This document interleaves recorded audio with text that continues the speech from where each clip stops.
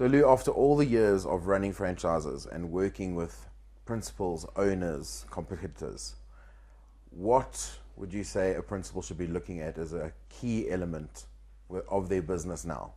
As a principal working with people who they're developing, where would you start looking at changing? Would you be cutting costs? Would you be reinventing a wheel? What Right. would you look at from your So perspective? let's look at the whole picture.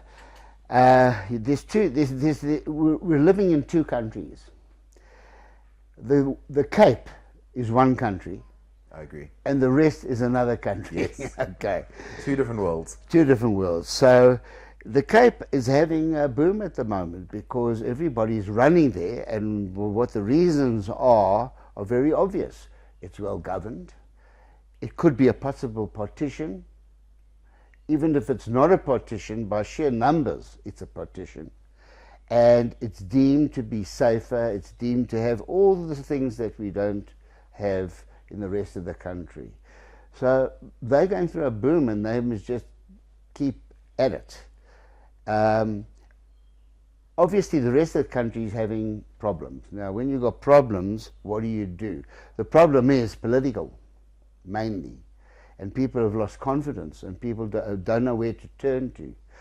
Most of the people can't escape. They are prisoners because they haven't got the bucks to escape. So we've got to look at it from that angle. So the positivity is that there's lots of people. The banks, in my opinion, are willing to throw money at the problem. As long as you barely qualify, you'll get a bond. It's an opportune time for people to buy in the rest of the country because prices are very low. And even the Cape had a situation from COVID where the prices are still reasonable, but I think they're going to go up exponentially. So they're going to have more of an explosion. I think so. So what you're seeing in the Cape at the moment is fairly moderate pricing, not what it's usually used to. And then people are gravitating not only to Cape Town, they're going to the Cape, from Paternoster right through to... Yes, everywhere. Yeah. It's really not just a specific area. Not a specific area. So I don't believe that cutting costs, yes, you have to cut costs. You have to cut costs, but that's not the panacea to winning. If you want the panacea to winning, it's getting the best people. It always comes down to the agents. You can't, what is that expression? You can't make silk from a pig's ear. Yeah. Therefore, if you haven't got the quality of the agent involved, no matter what training, no matter what marketing, no matter what you give that agent, it's not going to work because the person has not got the qualities needed. In order to get the best agents, you have to set up a dynamic within your own business. It's a pull effect rather than a push. You have to set yourself up in a market, even though times are tough. The marketing is paramount. What you do, how you appear to the public in general, how you advertise, your boarding, the whole look of your company has to be spot on. But then you as the principal, even if it's a pull strategy, you may be lucky and people may phone you, but generally not, because people, the best agents, are always kind of happy where they are, unless there's a problem at that particular moment in time. Yes.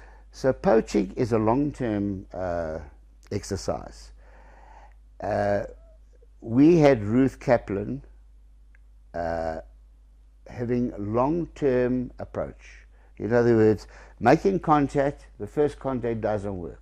And you keep on phoning that person time after time after time. And sometimes there's a weakness. And that person's prepared to speak to you. And that's where you can claim that person as your own. You'll have to maybe pay a bit of money. You'll have to give them a good deal in order to get something that's enticing and works so for them. The other way is to build your own agents from rookies. But we all know that that's a 2-year process minimum. Yes. And it's hard work. But they do become good agents. So you've got to have two strategies at play. You've got to get the the novice agents in, the ones with potential, Yes. and you've got to train them. But to keep the wheels going, if you haven't got the right agents, you've got to go out there and get them, by any means which is possible to you. And if it means paying, I've had no problem ever paying for an agent to join me. That's what I did when I lost the 6 agents and I had to replace them immediately. I had to invest in my business by paying agents to come on board. But they're not going to come on board if the culture is wrong for them.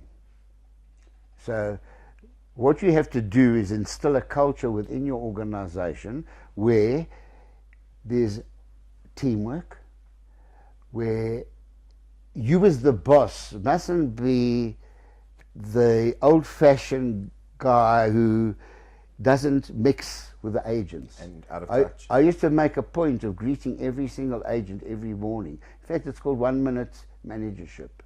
You just can't say hello. And then they can hit you with a problem there and then, and it's done. You don't have to have people lining outside your door. And it's a sign of respect from you as the boss to the agents to go and say hello to everybody. And you know what's so lovely about that story is when I went to the Craig Hall office for the first time and got to meet everybody in a more casual environment, everybody told me the story of how you would come in and give them a minute of your day. And it was a universal story throughout everyone, which I thought was so lovely, because even though they're not seeing you every day, they are still remembering and felt so special because they knew when you came in that you would acknowledge that they were there. And I mean, again, goes back to how you made them feel. Don't hide in your ivory tower.